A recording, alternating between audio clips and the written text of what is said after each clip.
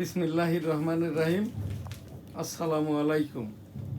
www.dailynewsstar.com virtual editor হাফেজ মাওলানা শাহজালাল গোলদার স্টুডিওর বাহির হতে অনুষ্ঠানগুলি এডিটিং এবং পরিচালনা করছেন। আজ 30 মার্চ 2026 স্বাধীনতা এবং জাতীয় দিবসের 55 বৎসর পেরিয়ে 56তে আমাদের এনএসটিভি ডিজিটাল স্টুডিও 2017 সাল থেকে, তারও পূর্বে আর কি 1999 সাল হতে সাপ্তাহিক বাংলার 21 পত্রিকা, এই যে father of the nation Bangabandhu Sheikh Mujibur রহমানের এই 7ই মার্চের যে ভাষণ বাংলার 21 পত্রিকায় 1999 সাল থেকে আজকে আমাদের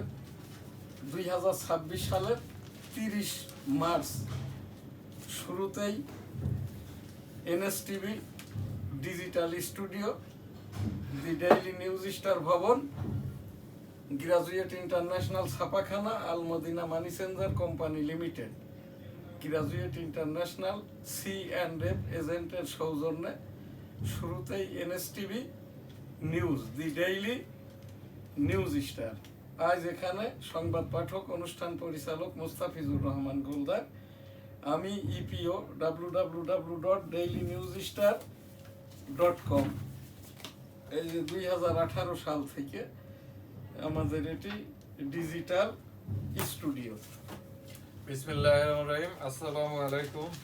এনএসটিভি স্টুডিওতে স্বাগত। স্টুডিওতে উপস্থিত আছেন আমাদের দি ডেইলি নিউজ স্টার সম্পাদক, প্রকাশক এবং ডেমোক্রেটিক বাংলাদেশের প্রেসিডেন্ট জনাব শাহজাহান আলী গোলদার। আসসালামু আলাইকুম। এনএসটিভি স্টুডিওর শিরোনাম পড়ছি, দৈনিক ইত্তেফাক, আজ সোমবার 30 মার্চ 2026।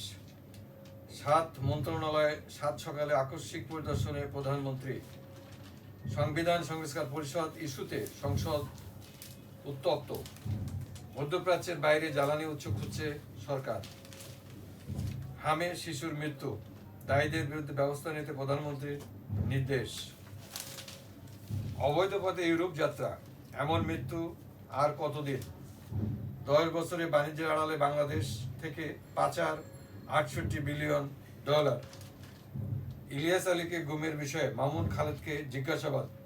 চৌধুরী আলমের ব্যাপারে বাংলাদেশে জানতে চাওয়া এই যে হয়েছে। আমি একটা কথা বলি, জি, 1972-73 সালের বাজেটের আকারটা ছিল 635 কোটি টাকা, জি, যেটা বঙ্গবন্ধু বাজেট দিয়েছিল।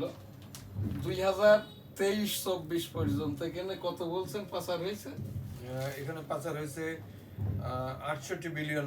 বাজেটের আকারটা হলো এই যে 2023-24 পর্যন্ত, অর্থাৎ বৈষম্য সরকারের